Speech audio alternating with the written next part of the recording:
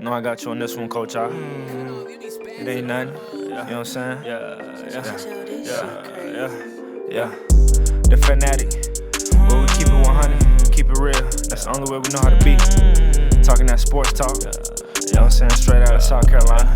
Upstate, A64. Yeah. The FANATTIC. The fanatic where we keep it OG.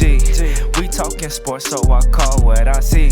I love the fans like they part of my team. I love the fans like they part of my team. Come rock with me. We got it jumping like it's that valley. I call my dogs out the pound, let's go eat. Turn on the fanatic, let's have a debate. Who really hold down the southeast from state to state? What team hungry gon' eat everything up off they plate? Who the next one that's really gon' step up and be great? Yeah, the FANATTIC. The fanatic where we keep it OG. We talking sports, so I call what I see. I love the fans Welcome like into the they part Fanatic of my Sports Show team. for sports fans by sports Part of fans. my It's your boy team. Coach I. Where my dogs at? Yeah, fellas. What's That's happening? right. That's right. Hey, that's right. National champs in the building for another episode of Inside the Locker Room. I got my guys with me. It's been a while since we've been here, but we back up in to talk some dog football. I got my man Jevaris Johnson, better known as JV. What's going on, JV? Hey, what's happening, everybody? Hey, man, got my man Cool Cal down there in the corner. What's going on, Cool Cal? Man, I'm back here chilling, man. Ready to talk about these dogs. That's right. And down, last but not least, we got my boy Thad Shouty Parker. What's going on, Shouty?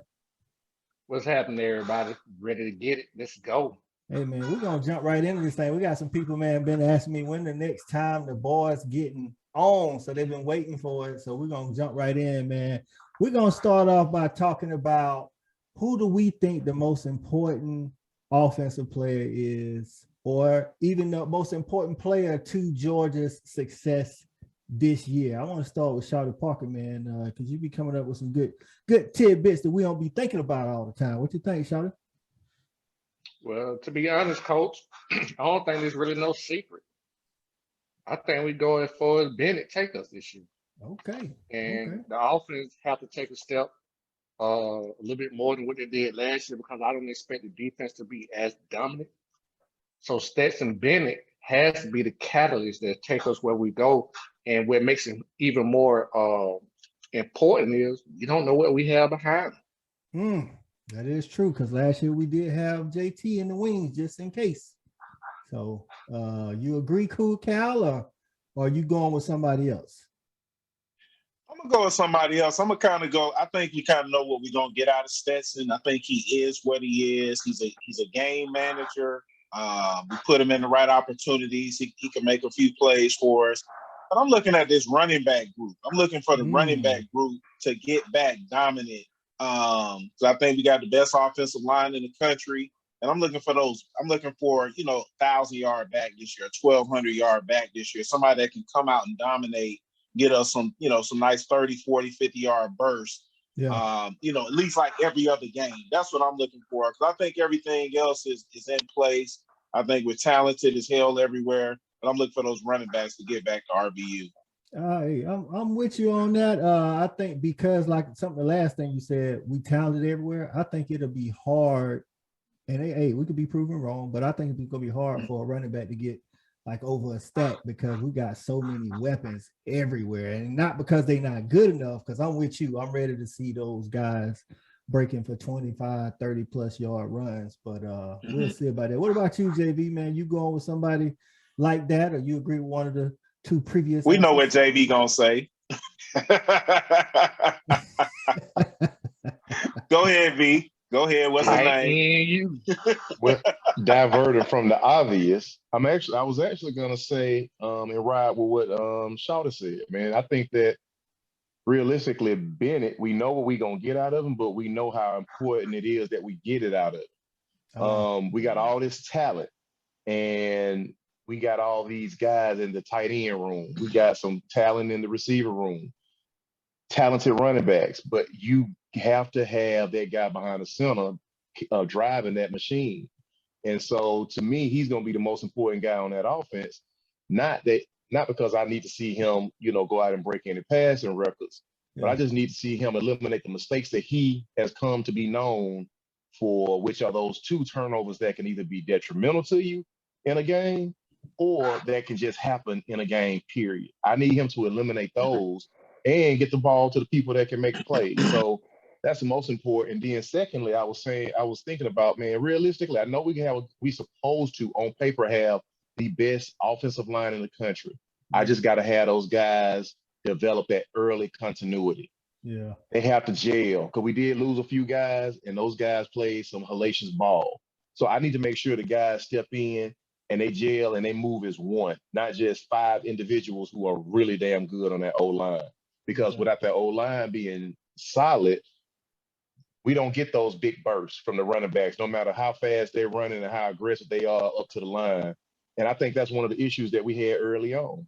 For me personally, we just didn't have that continuity. But then later on in the season, you started to see it, and we did start to see more breakoffs on the running game. So those are my focuses on the offense as a catalyst that we need to make sure that we have solid and solidified. Yeah. Shawty?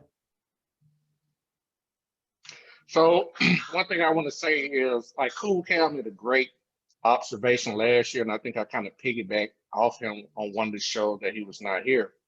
He said that, hey, I would like to see some of those, throws that Stetson Bennett have be runs, because he's supposed to be so much more athletic. And throughout the season, to me, that made so much more sense, because that would save some of the probability of the turnover. But now I think we're in a position now where it almost have to be totally the opposite. Because if he get hurt on some of those runs, I don't know what's behind. That's why his value this year is even more important than last year. Yeah, offensively, I think I'm gonna go with Stetson, not totally for what y'all said, but kind of piggybacking on it, because you said we don't know what's behind them. But what I've seen with other teams and other quarterbacks, when they have somebody to battle with, that bring out the best in them. And Stetson knew if he messed up too bad, JT was waiting. When you don't have nobody behind you, kind of like DJ Uyunglele at Clemson last year. Good job on that name. You know what I'm saying? Hey, I've been practicing. Fantastic job. Fantastic. Practice that. But you know, has always been in the battle, coach. I know, but that's the thing. This year he's not, because like you said, we don't know what we have behind him. So I think he has more leeway this year. But I'm hoping he got some more to prove, because there's still been some national pundits doubting him, even though, because we had such a great defense last year. But I agree with, nothing new. He's always been doubted. We always doubt him. We do, but I'm just saying, right? Listen, if you ain't got nothing proven behind you, you don't have as much pressure on you. You know what I'm saying? Like Kirby last year probably would have. But that also makes him more valuable. Oh yeah, that's what I said. I said it's more valuable, but I'm thinking he's more valuable because we don't know what's behind him. But I want to see how he approaches this year, knowing he doesn't have that competition. We all remember 2019, right? Wasn't a great year for Jake Fromm. Jake Fromm didn't have nobody behind him pushing him, whereas he had Jacob Beason the first year and he had Justin Fields the second year. Both of those years was way better than his third year, because he literally had nobody. He was valuable to us because we didn't need to lose him, but we didn't know how he was going to play because he ended up playing bad. And I think it was because he had nobody in practice pushing him. Great point. You know what I'm saying? So I didn't think he didn't have the pieces around him, but I won't go into that. I see where you're coming from. But I got you. So is there any other plays defensively or offensively outside of Stetson and the running backs that we know is going to be like that important? For me, it's the inside linebackers, because Ringo.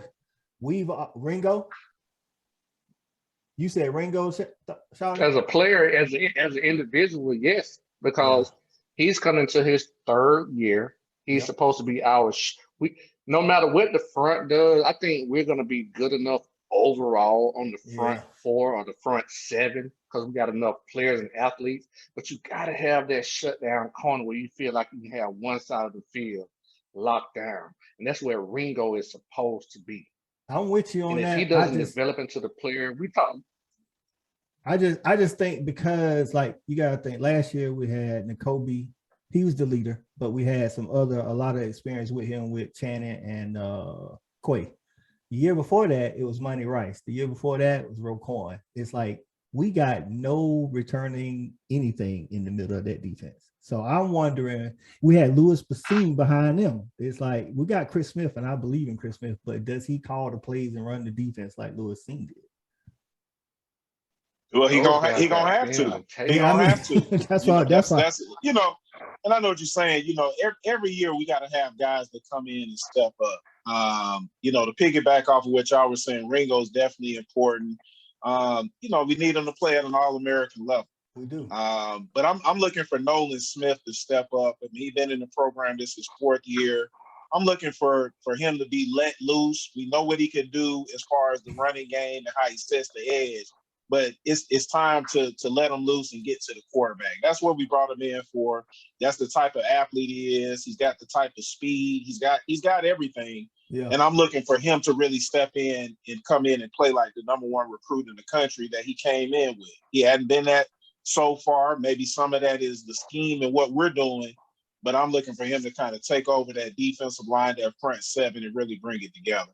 Yeah, because we do need somebody that can actually get off some blocks and rush the passer like we've had the past 2 seasons. What about you, Jay? Definitely. Yeah, man. Well, I co-sign everything you guys said. Everything is spot on. I'm really looking for some of these young guys that have come in this year early to be able to kind of deliver some of that pressure too, because we got some studs, 2 studs that came in together this year that's supposed to be able to be the guys that everybody wants to have on their team that raises some superior hell. I want those guys to show up because, to your point, Cal, Nolan came back for this. Yeah. He came back to be the guy. You don't come back to be a piece of a piece. You come back to be the piece and to be the leader. Right. So I'm looking at him to set that. And the draft status one like you thought. Yeah. Well, no, true. I won't. But again, you come back to be the guy. Because you could have left. I mean, there's plenty of guys who leave with a 3rd, 4th round grade. True, but if you want to be that guy, you come back, you try and strengthen your draft status, and then being on a team that you've already been vocal on and you've already been a part of with some great leadership just allows you to be able to develop yourself even more into a more dynamic leader. So that's what I'm looking for him to lead, but I'm also looking for these young guys to follow and show up. That's true. Now on to what Cal said for the offensive player. He's looking for them dynamic running backs. I saw an article.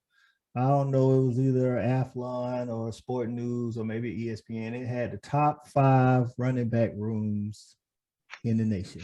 The Dogs they was honorable mention. Are the Dogs losing respect as RBU? What say y'all? I got to go ahead and start it off. I'm gonna say yeah, just because the last 2 years we haven't had those dominant backs. The last time that I could think, maybe I'm missing, is it seemed like it was Chubb and Michelle, where we were just really, really dominant in the backfield, unless I'm missing a year or something like that.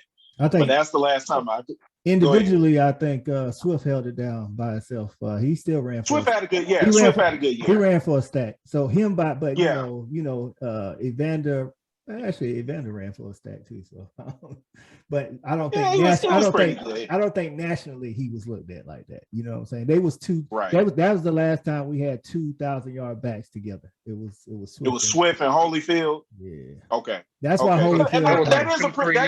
That's a good backfield. That is a really good backfield. But I just think the last few years, I think we've been kind of trending downward since the Chubb and Michelle years. I got you. And I think that's why we haven't been, as highly looked upon in that position. Some other levels, some other rooms have gotten bigger and greater, like the tight end room is the best and it's not even close at this point. It's best in history. But, so it could be. Yeah. Definitely could be. But that's why I'm looking for this year for a bounce back with the running backs. I think maybe if we shorten that rotation, I think that would help as well. That's what I'm looking for. That's a good point, Cal. What about you, Thad? You think same thing? I think shortening the rotation, I think Zamir played good last year, better than I thought he would, but he still, like Cal say, wasn't that guy that we all, I know he had the injuries, but we all thought it was going to be a little bit more. But I know keeping them fresh when we rotate them, but if we want those dudes, I think we have to shorten that rotation. Like that fourth running back can't be playing, not unless it's like a total you can't get a rhythm. That's what I think the problem is. We don't have a guy that gets a rhythm. Yeah. I'm gonna say this. I'm gonna be honest with you guys. I'm actually in total opposite of what you guys are saying in a sense. Okay.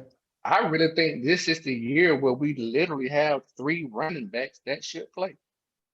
And the main reason I'm gonna say that is because the first 2 guys, Milton and McIntosh, have shown you over the years, even in pickup duty, they can't stay healthy. Edwards adds a whole nother dimension to the game.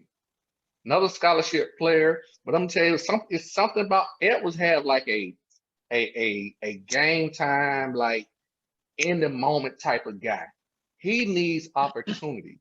And I think that's kind of what I can't say for JV because he hasn't spoken yet, but I think that's what we all kind of saying in a sense. Yeah. It's really gonna boil down to opportunities. And the more opportunities you get, which also give these guys a time to shine, it's also more time for them to get hurt, which they have shown they have done throughout their career. But I'm telling you what, Edwards, I love him as a change of pace guy. I love to put him in some of those situations that we had what's my number 4? What's my guy? James Cook. James Cook in. I like to see him get some more playing time.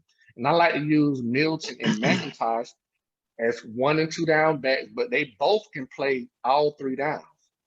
So together collectively, I'll be honest with you, I think we better than we have been in the past 2 to 3 years from the running back position collectively, but it's going to come down to opportunities and keeping these guys healthy.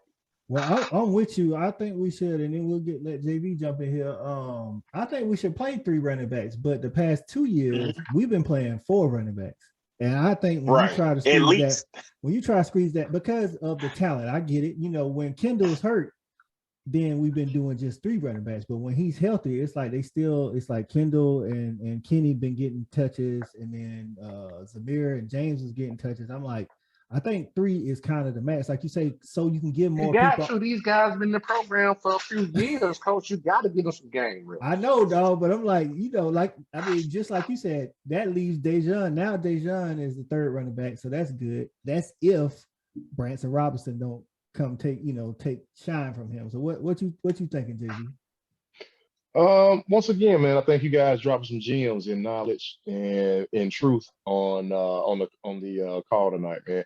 One thing I will say is that, back when we were dealing with the likes of Gurley and Chubb and Keith Marshall and all these guys, our offense was totally different. We were 3 yards, I form, throw it, we'll throw it when we had to, but we wanted to run that I. We wanted to run a sweep. Right, so they gave these running backs a chance to be able to be dynamic on their own, and we had statue. That's a good point. Huh? That's a good point. I didn't mean to cut you off. I'm sorry. I was just saying, but those guys were special. None of these guys have proven themselves. They're not special. Listen, no doubt, but it's still our offense was still different, and we brought guys in to be special. We brought Zamir in to be special. We also put them in a spread. And if you think about it, not only did we have 4 running backs, but we also had a quarterback who uses his legs. So that takes some reps away from, some of the running game within itself, be it purposefully or, on passing downs when it breaks down and he takes off. So I don't think that we are lacking talent in this running back room. I think the dynamics of what we're asking them to do and what we're asking an offense to be has also changed. So they have to fit in. And it's more of a, where can I get in now, as opposed to, I need you to be a bell cow back. Yeah. Besides Bijan Robinson out in, I think that's his name, right? Bijan Robinson out in Texas. Yeah. It ain't too many guys who are being touted at the running back position, period. Hence the reason why the draft looks like it does. It's kind of taking a circumvention on the running back position, but I think we're good enough. And I think these guys are really talented, but what we're going to be asking them to do isn't bell cow duty. It's going to be stay healthy, wear guys down, be changes of pace when the offense requires them to. Yeah. Just my thoughts on that running back. Yeah, That's a good point. I think if our running back room is at the level it was last year, we just don't have a chance to be as good. That's just my personal opinion. We got to be better at running back for me. I'm with Shawty. I think this year's running back room is better than last year's running back room as a whole, because I believe, and of course, like Shawty said, we got to stay healthy. If Kendall Milton stays healthy, I think no doubt he's better than Zimmer. I think McIntosh can do exactly what James Cook did last year, if not better, because he catches just the same. He may be a step faster, and actually, I feel like he has better vision than James Cook. Now, James Cook is slippery, so it's hard to tackle him, but Kenny can make more people miss. Now, Dejon, I like Dejon too, because when Dejon is like Shawty said, when he get in there, I don't know if it's because he know he ain't gonna get that many carries, but that dude like he looking for the end zone every time he touch it. Yeah. You know what I'm He saying? make plays, folks. Yeah. That's number 30, right? And to JV's point, we do have a different offense, and like that's why I say I don't think we'll, even if they are better and healthy, I don't think we'll see 1,000-yard back, because I mean you got Brock Bowers, you got, you know, because nobody's special, coach. That's what I'm saying. Nobody has just taken it. Listen, it's no way you have a guy. I'm sorry, I mean, cut you off. Yeah, you straight. But there's no way you have a guy who's special and you just see it and you don't give him the ball. No one has separated themselves. That's all I'm saying. Like these guys together collectively can be better. But as an individual, I don't think none of those guys have proven to be better than Zeus or Cook, because they don't stay healthy. And that's in spot duty. I have to disagree with McIntosh. He was hurt like once, though. Like I think Milton. So why he not getting carries? Because like you don't know who our coach is, dog. Like if like just it's the same way Amarius Mims is highly touted as a tackle, and everybody wants him to play, but he can't overtake Warren McClendon, who doesn't have the athletic ability, because Warren McClendon is solid, and he does not. And Kirby knows what he's going to get out of him. Same way with Zeus. You know what you're going to get out of Zeus. He's solid. He's not fumbling. You know, he can pick up the blitz and pass protection. So it's kind of, and he was already there. So it's hard to overtake that. Kirby ain't just going to sit Zeus down, you know what I'm saying, and say, okay, Milton, you get all the Zeus carries. That's how I feel. That's the point. That's the point that I'm making. If he ain't ready, he ain't going to play. Listen, okay, we all think Nick Chubb was special, right? Absolutely. Nick Chubb carried us when Todd Gurley went down, right? But when Todd Gurley came back, Nick Chubb took a back seat. But he still got Todd Gurley was special. I'm just saying. And all the backs we had were special. That was the point. That's all the point the that we had were none special. of these guys are special. That's all I'm saying. None of these guys are special. I can't disagree with you. But you said none of them were special because they stay hurt. McIntosh has not stayed hurt. That's part of the reason. I'm just saying that's part of the reason. Okay. Health is part of the reason. We'll agree to disagree. I do believe nobody has stood out over the others. What I'm saying, no one has come into spring practice or whatever practice you had and been like, I'm the guy. Like because of how our offense is ran now, I still don't think that guy's gonna be the only one getting the carries. No, I'm not saying that. I'm just saying, Coach, the way Kirby has come in, we already know it's gonna be a two-back system, right? It hasn't been a two-back system since Swift got on the scene. It hasn't. It wasn't a two-back. It was, Sony Michel got both the carries. Swift went for 750 his freshman year. Yeah, but it was in a two-back system. He was playing behind. No, he was it was a three-back system. It hasn't been a two-back system since Kirby first year. It was Chubb, Michel, and then Swift was that third face guy. It was Chubb, Michel, who played behind Swift? Who played behind Swift? Swift didn't get all the carries. No, he was the third guy. He was the That's third what he said guy. when he came in. He was the. You said it was a two-back system. He was the third guy. He still got 750. Okay. That was a three-back system, dog. Bad choice of word. It's been a multi-back system. Multi-back system. So what I'm saying is, I don't expect not one person just to get, say 80% of the carries. The way Kirby do things, which makes so much sense. You want to save a guy, keep him fresh, so it's going to at least be a two-back system. You spot somebody third, third pieces.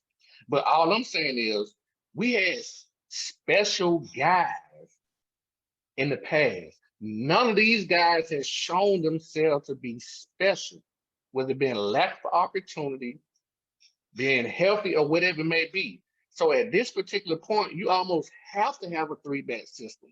And just so happens this three-back system of guys athletically, I think is better than what we had in, last year. I just feel like But nobody has stood out.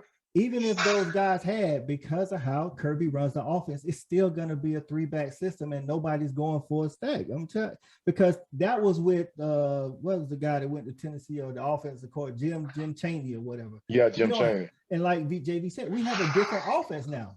So if you had Todd Gurley, you don't think he would get 80% of the carries out of this group? 70% of the carries? If he had I think he would get 60. But you're talking like, I think he probably would. But Todd, when you say special, so you saying that? So I don't think if Swift was with this group of guys, I think he would get 15 carries a game, and they would split the rest. Todd Gurley, to me, like honestly, Todd Gurley, he's not Herschel, but he the closest thing we done had to Herschel. So I'm just saying, all the guys we naming, not to belittle the point. All these guys were special. Ain't these guys who we got coming, ain't none of them can't hold these guys' jobs. I mean, I'm just being honest. Like, they ain't nothing like I agree with you. Okay. I have to agree with you on that. I gotta agree with you on that. This is what I'll say to that, though. This is what I'll say to that, Shawty. Todd Gurley wasn't special until he was special. Remember, when he touched down on campus. Hold on now. Hold on. Remember when he touched. Hold on. When he touched down on campus, Keith Marshall was the higher expected recruit to produce than Todd Gurley. So his opportunity, he showed himself to then be the man. And he just when Keith Marshall went down, that's when Todd just went. I was about to say, and Keith Marshall couldn't stay healthy. And Todd Gurley was 6'1", 220 pounds, running like a deer. Bro, I get it, but I'm just saying that part is being special. That's what I'm saying. Like, but I'm saying though, if again, remember, he was not the higher touted running back coming in. Yeah, okay, right? and then to your point, JB, I'm gonna let you finish, JB, but to add to your point, JB, so let me ask you this: Isaiah Crowell was the running back the year before Todd Gurley. If Isaiah Crowell don't get in trouble, especially as we know Todd Gurley to be, do you think he would have had the chance to show us he was special if Isaiah Crowell was there? I do. I don't. I do. Isaiah Crowell was just as special. He just couldn't get out of his own way, and he would have had. He would have had great point. Yeah, but sometimes you have guys. Todd Gurley showed that like there's just no way you can keep him off the field. Now maybe I didn't say keep him off the field, but Isaiah Crowell would have been getting bulk of the carries. Just like again to my point, Nick Chubb was special, but he didn't take none of Todd Gurley carries. He took Keith Marshall carries. He didn't take none of Todd Gurley carries. Go back and watch the games. He went for 15 yards, but as soon as Todd, that's what I'm saying. But he didn't. But he didn't. He was as special, but he couldn't take none of Todd Gurley carries. No, because Todd Gurley was special. There's another special guy that was in front of him. It wasn't an average guy. It was a special guy. Each guy that you're saying was special, and that's why the other special guy couldn't overtake him. Because everybody else was special. We don't have. It's different when you just playing with a collective, but average. Things I don't want to call them average. I'm not. They're good. They're good. These guys are not. So you got a lot of different caveats in this, though, man. I think you just have a lot of different caveats. You have, and that was a great point, I think, Coach. You talk about Isaiah Crowell. Isaiah Crowell came in. Listen, I'm just saying he came in as the man, right? So when he was playing, he was that guy. Keith and Todd came in right behind him. If he don't leave, then Keith and shit, I lost his name. My fault. Hold on, B. I know what you're saying. Let me ask you this. Let me ask you this. I know what you're saying. But if Todd Gurley or Nick Chubb or Michelle walks onto the team that we have now with these running backs, they all come in and start. I think they all come in and compete to start, and then their talent takes them into another stratosphere. I'm They just gonna saying show that they gonna show what they got that makes them maybe pro. That because was hey, look. So you saying? So hold on. Hold on, real quick. So Okay. any of those guys come in and we run a shotgun with Stetson Bennett, and I'm handing the ball off on sweeps out of the shotgun with any of these guys. Is it going to be the exact same as them being able to run the eye? I think the offense also has something to do with that. I don't know, man. D. I don't know, man. Nah, No, yeah. I'm just saying. That's almost like saying, Come okay, on, I'm gonna put a running back behind anybody who blocking, and they just gonna be special enough to damn make the holes and get and make 30 and 40-yard bursts. It just don't work like that. Caveats matter. Like all that stuff matters. You're right. Overall, we'll like I say, we'll agree to disagree on some of these points. A lot of the points we are on par. We saying the running back room as a whole gonna be better this year. At least that's what we think. So, but on to the next point. With all this talent and just coming off a national championship and having a national championship appearance in 2017, where does Kirby rank among college coaches? I mean, we know. Jump in. I'm gonna take this one. I'm gonna jump in, man. Hey, look, man. Right now, you already fired up. I see. I can't put him in. I can't put him as number one, man. Listen, I know who number one is in my book, and it's that man over in Tuscaloosa. Bottom line, that man got too much lineage. That man done got he done this what we did too many times. Mm-hmm. But I'm gonna tell you something. Right now, if I'm looking at anybody else that is even in the conversation a day, if I'm looking at Dabo, right now the job that Kirby is doing recruiting, the way that he's built his team, and don't forget, we've been in the picture for a national championship the past 5 years. I'm gonna say Kirby Smart is number 2, right behind the GOAT, Saban.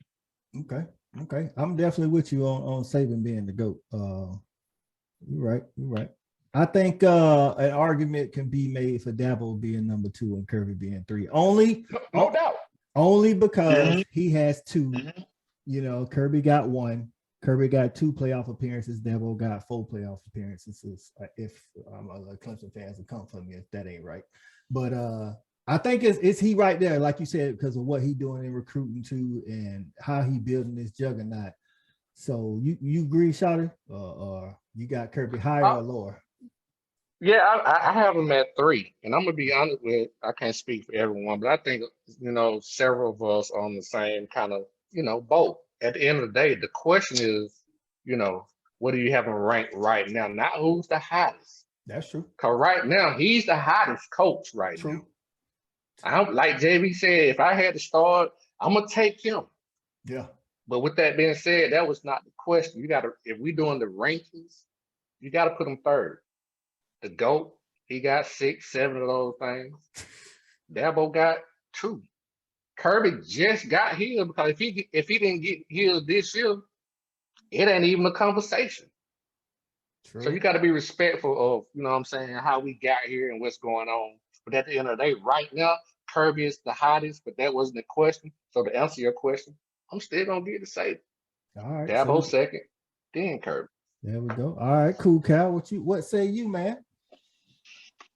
Yeah, I got Kirby at number 2. Number 1 is that's in stone. Let's just not even argue that. It's a battle for number 2. I mean, if anybody talk about that, we gotta go get a drug test. We gotta do something funny. But in that group, I think obviously it's Dabo. I think you got Kirby. I guess that's kind of the who else you got? I got Day in there too, out of Ohio State. They hot, but they ain't won shit. They hot. They ain't. I mean, Oh, you good? You good? I got you. I think it's a battle between Dabo and Kirby right now in my book. Mm-hmm. And yeah, Dabo does have 1 more, but I think when you're talking about the programs and where they're trending, I think clearly we're trending in a better place than what Clemson is right now. I think Dabo's actually got a lot to prove this year, losing his top coordinator, probably the top coordinator in college football over the last decade. So I think he's going to have a lot to prove as far as saying, okay, are you really the guy, or was he there and he really was the person that kind of helped you hold it together? Yeah. So I think he's got a lot of proving. And I also think that Kirby has shown that he's more battle tested in the fact that each year you're playing in the best conference year in and year out. And I think that matters. And one more stat that I got that I've seen since Kirby's been at Georgia, he's beaten 12 top 10 teams. 12, think about that, 12 top 10 teams since he's been there. So I think he's always there on game day. I think his Achilles heel was Nick Saban. Had he not played Nick Saban so many times, he might have 2 or 3. We may have 2 or 3. So, you know, I think it's a battle between those guys. Yeah. Or we could have won then. There's a lot of shoulda, wouldas. Yeah, there's a lot of shoulda, That's my wouldas. point. That's my point. That's my point. Yeah, I get that, and I'm not a shoulda, woulda guy. Yeah. But I just think that Kirby, from the recruiting aspect to the coaching, the development, I think he's number 2 right now, and it's a battle between him and Dabo. Yeah, I think after those 3, of course, like we say, Nick Saban the GOAT, and then you got Dabo and Kirby, whichever order you put him in. Then everybody else falls a distant 4, 5, 6, and whatever else. So I don't think we can go wrong either way. I think Clemson and Georgia both trending up. I do think, like you said, Kukoc, we're just trending steeper, like faster. You know what I'm saying? We hotter. Yeah, we hotter. Yeah, go to y'all point. We I actually don't think Clemson is trending upwards that. Well, they only had one bad year. See, that's what I say. Look. I ain't say they going down. I'm just saying, like, trending up to me. If you're not trending up. Yeah, I'm saying it says that you want to rise. I think that right now they're on a little plateau. I got you. I think they kind of, you know what I'm saying, they kind of flat right now. But they consolidate. Yeah, but from where they from where they rose from into where they were, being flat still ain't bad, because you the 3rd, 4th best team in the country. Yeah, that's true. I can see that too. Yeah. And like I think Cal mentioned, we'll need to see what they can do without their coordinators. They lost both of their coordinators, not just Brent Venables. It was Tony Elliott as well. I think Tony Elliott. I think people underestimate the value of Tony Elliott. So moving on to our last point, the hottest topic in recruiting is Arch Manning. Arch is down to Alabama, Texas, and them Dogs. And personally, I really think it's between Texas and the Dogs. And I think the Dogs have a legit shot here, because I think like his dad mentioned at the beginning of this thing, they like the stability and like we just said, the upward trajectory of the Dog program and Kirby Smart. Now, the question is, we know we ain't like this pass first type offense. We have been more balanced the last 2 years, especially last year. But do y'all see, if Arch chooses Georgia, do y'all see Arch fitting in at Georgia, and why or why not? Oh, floor is open. I personally think I'll take it. Go ahead, Cal. You got it. You got it. I was gonna say, I know one of the things we talked about too is is Archman, is he worth the hype? That's hard to say. Anytime you've got that type of name, there's gonna be a lot of cachet that comes with that. There's gonna be a lot of over exuberance that there's another Manning coming up the pipeline. So I'm not as sold on him being just that transcendent talent that I've seen yet. That's just going to come in and say, from day one, I'm going to come in and I'm just going to be the man. I haven't quite seen that. But on the flip side of that, hell yeah, I want him to come here.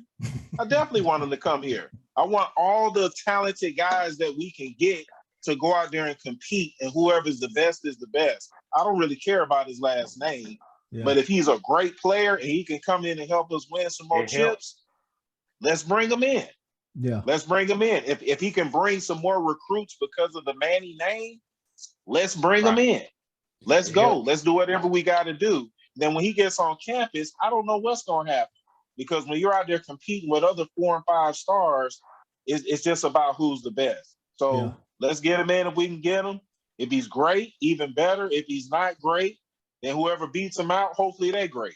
Yeah, I'm kind of with you on all those points, especially like you say, I want all the talent in Athens. let them at least come and let the chips fall where they may, and then we know with the transfer portal and all of that stuff, whatever. And I also, like I always tell my boys, sometimes I want recruits for their talent and for what they can do in recruiting. And sometimes I just want to recruit for what they can do in recruiting, regardless of whether he plays or not. Now, sometimes, coach, I want to have on my staff as opposed to going to your staff. I let them worry about transport. That's exactly where I was going with that. It's like in your class, okay, we want your talent. That's all. We already said that. But now I want your recruiting ability, because we all know a lot of recruits wait on the quarterbacks, the top quarterbacks, to start to commit so that the dominoes can fall. And as a coach, if I got Arch, at least for 1 year, you don't have Arch. There you go. There you go. I think I ain't gonna name none of the recruits, but I definitely think some people that's on the Georgia. I think some people that's on the dog team right now. Good point. Was not that we didn't like the talent, but it was more about I don't want you to have it than it was I want you on my team. So I'm with that. So I mean, hold on, Coach. That's an interesting point. Give me an example of one guy. Justin Fields. Give me one guy. Hold on. Let me think of somebody. No, Justin Fields. That is a good one. Justin Fields. Yeah, Justin Fields. But you got to recruit. You got to recruit this kid and get him because he's a home in-state kid. I don't care if you don't want him or not. The way he recruit, how highly he ranked, you got to recruit him and you got to try to get him. Even if just for 1 year, cause I don't want you going nowhere else starting the first year and busting my head. At least I got you. And like Thad said, he's homegrown. He's from Georgia. He was the #1 quarterback in the ESPN rating. So, we had a lot of recruits. Once Justin commit to the Dogs. You know what I'm saying? It was like that domino fell.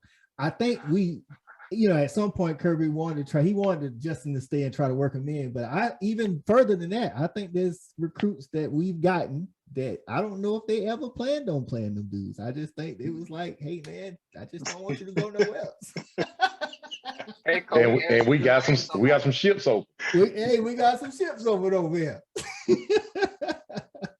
Hey, let's just say I ain't saying the dude ain't good.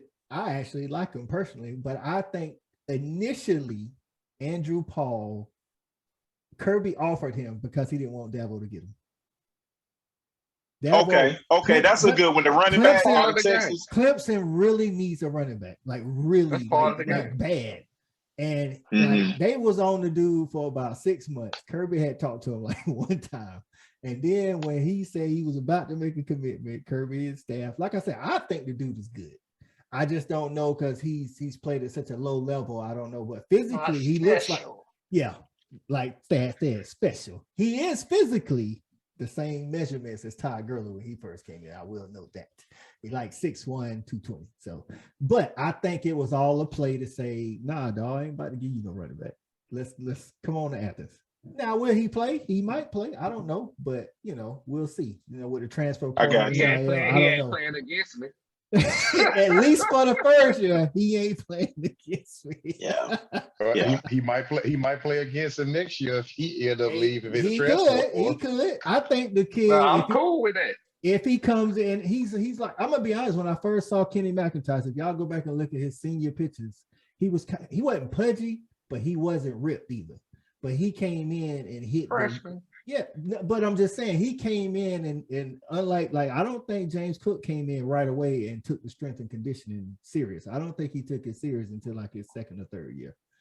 Kenny McIntosh changed his body in like 3 months. And that's why I was like, this dude really wants to play. Now, if that dude, Andrew Paul, does that, it could be a different story. I don't know. I'm just saying, like y'all said, there's strategy involved when you talking about, even though Clemson ain't in the SEC, hey man, we can take a piece off your puzzle. Keep you from making absolutely. Coach, let me circle back around on that Arch conversation though. Okay. So I think all you guys made some very relevant points. The only thing about this Arch, to your point, if you can get a Manning on campus, I mean, he's the biggest name in recruiting right now because of his family lineage. Not necessarily from what I saw because of his play.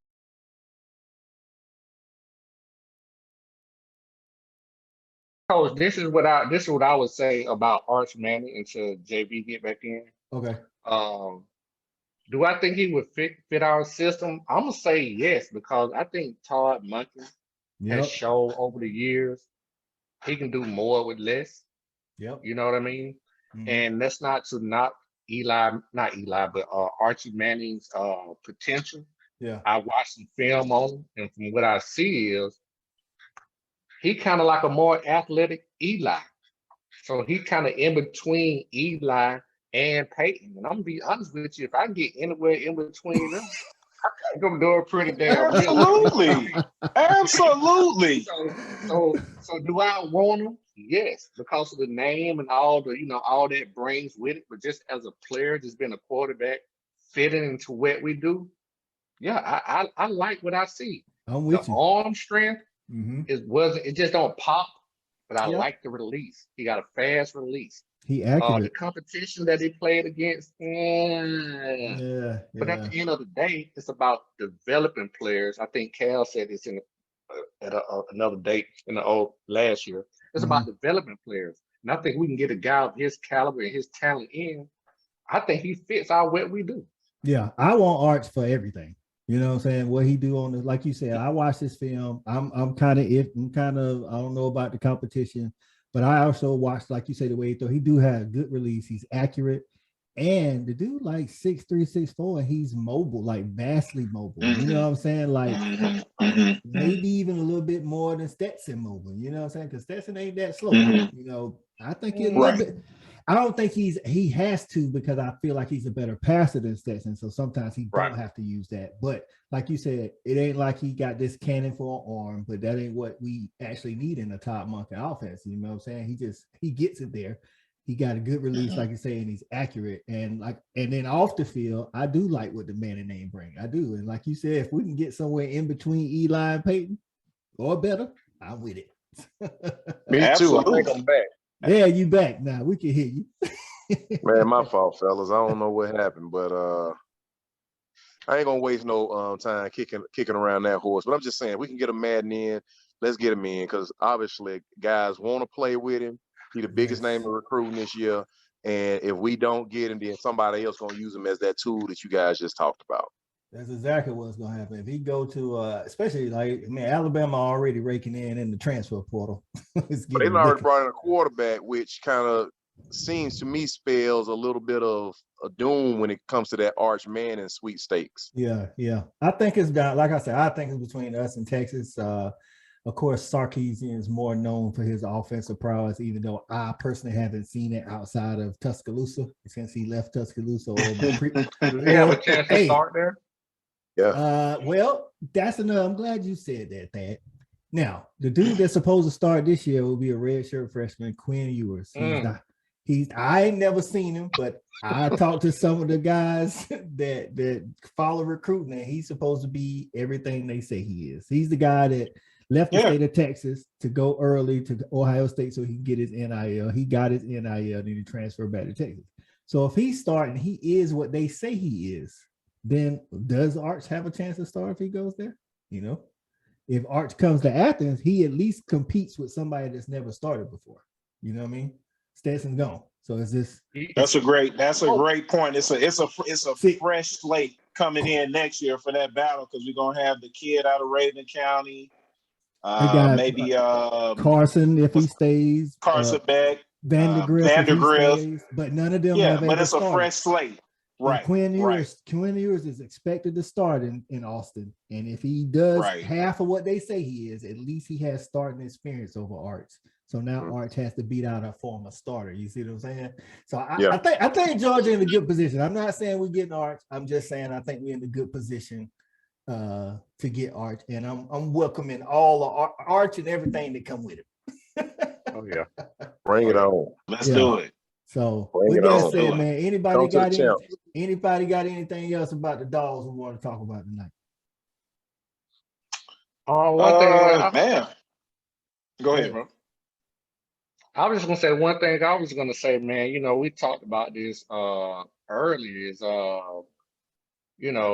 having our 12, possibly 13 personnel. I'm gonna be honest with you. Something that I harped on last year was that I really hated to be in 3rd and 7, 3rd and 8, 3rd and 9.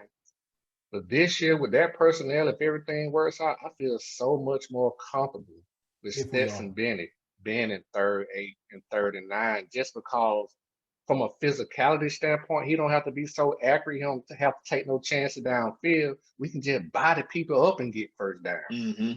You know what I mean? I'm with you. I think So that I just feel Yeah. Go ahead, Dave. I just feel so much better about the offense moving forward this year. And I think most people think that our offense should take another step, which it should be with the returning quarterback that's coming back and with the personnel we're coming back. So once again, guys, not to jump ahead of anything, but I don't see anybody beating us in the regular season. I see some tricky games, but y'all know where the business lies at, and I'm gonna wait till then. We talking about 3 games.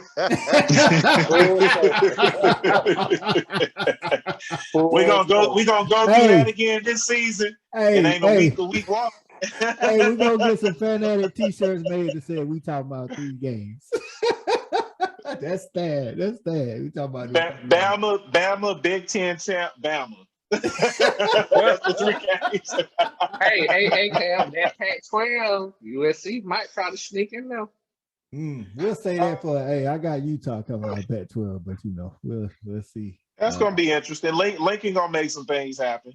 No doubt. I think he's definitely gonna improve them, because I think last year they won like 6 or 7 games, but I think this year he's good for at least 8, if not 9, maybe even 10. But I don't see him winning the Pac-12 just because he had coming out of spring, he had like 20 spots to fill, like literally, not like we want to trade out 20 players. Like he had like 20 roster spots open, and I think it's going to take a year to get everybody acclimated to that offense, and then next year it's going to be some trouble out there. It's going to be on. It's going to be no trigger doubt. Man.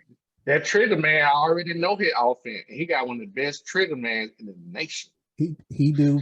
I mean, he ain't Bryce Young, but he pretty good. And but they got to get that continuity too. I was about to say, but his offensive weapons, only one guy knows his offensive style, and that's that Marvin Mims guy or whatever his name is. The rest of them ain't never played in Lincoln Riley's system, and they ever played with Caleb Williams. So that's what I'm saying. And then that's true. They offensive line, if they count on what they had last year, then they're gonna be in trouble. That's what. So I think that's true. Utah. Then they get the Pitt receiver. Didn't he go out there too? Okay. Okay. So now and then I wonder about egos too. That like Marvin came with him from Oklahoma, so that's his homie, his ace, his boy. But Jordan was the Biletnikoff winner. Like maybe he like, yo, bro, don't be trying to stall me out because you're trying to throw it to your boy. Like I'm the man. I don't know their personalities. Make it work. I'm saying like. Oh, I think it's going. Like I said, I think they're gonna be good. I think he throw it enough to both everybody can eat. This ain't Georgia offense, no disrespect to them, but Lincoln putting it in the air enough to everybody. True, but to that point, Rambo left Oklahoma when he was the star receiver. Marvin Mims came in and ended up being the star receiver. Rambo left and went to Miami because he wasn't getting the ball enough in that Lincoln Riley offense with a Heisman Trophy winner in Kyler Murray. So you know what I'm saying? It's just. I think they're going to be good. I just think first year it's going to be tough to win the whole Pac-12 with Utah returning 17 out of 22, and that defense is for real. So I'm looking for the Utah fans, y'all watching, I'm looking for Utah to take down them Gators the first week, by the way. They opened up with 4? At the Swamp. Ooh, that's a good barometer, right? But good. That's at the Swamp. So, I like it. I like Utah. They play some hard nose. Bro, they do. But like I say, it's in the Swamp. But it ain't the SEC. Yeah. No, but they play some hard nose ball. I like them. Yeah. So I mean, I like the scheme. They do, and they got one of the best DBs returning in the nation. He was a true freshman last year. He'll be up for the Thorpe Award this year. They played good against Ohio State. Ohio State just had a little bit too much firepower for them in the bowl game. So, all right, man, we're gonna go ahead and wrap this thing up. Back the inside locker room is back. The next one is coming up. Gonna be the season preview, fellas. So, get your thinking caps on. Do your research. I want to hear some good nuggets, man. We're gonna get in the group chat and see what good date for us. And next time we come out, we're gonna come out firing about that schedule. I know. On paper, we better than everybody, but I got to know about them tricky games, Dad. Like, which game's going to be tricky? South Carolina going to be the first one. Oh, Made a mistake. see, there we go. So we'll Oh. save it for the next time. Yes, For my boys inside the locker room, Cool Cal who had to drop off, Shouted Parker and JV's coach out, man, inside the locker room fanatic. We gon' go dogs. Go Yes, dog. sir. National champ, baby. OG. We talking sports, so I call what I see. I love the fans like they part of my team. Yeah, part of my team. I love the fans like they part of my team. Yeah, part of my team.